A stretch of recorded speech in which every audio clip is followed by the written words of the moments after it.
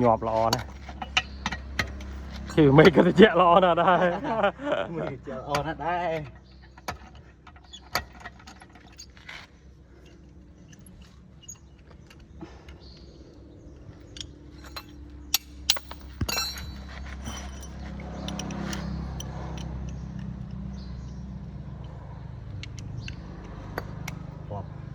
หลับ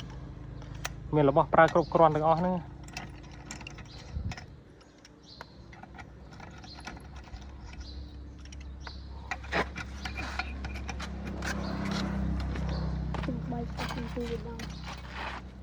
นี่เกียงหนาจัดการ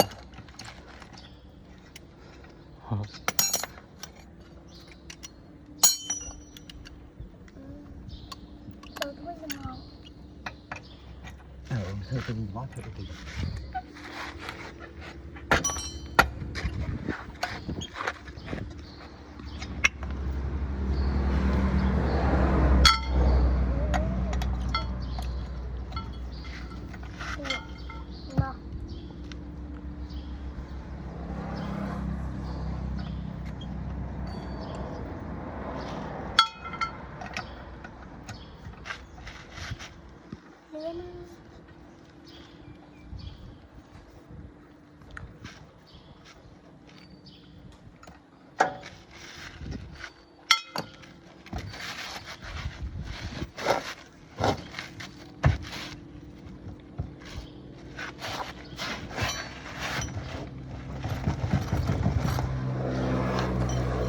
ยังยุ่งที่มาก่อน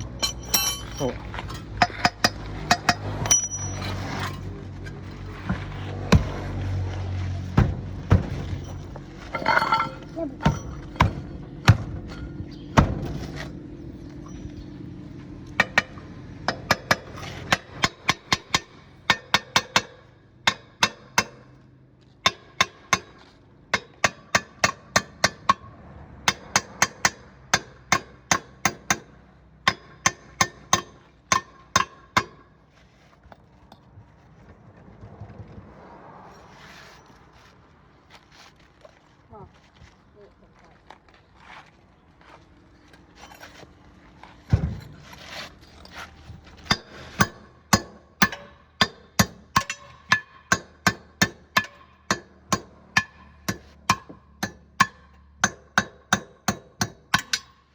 กรอบไปสิฮะ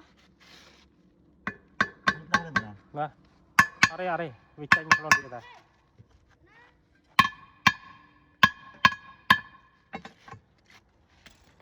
ย่าบุญนั่งใจ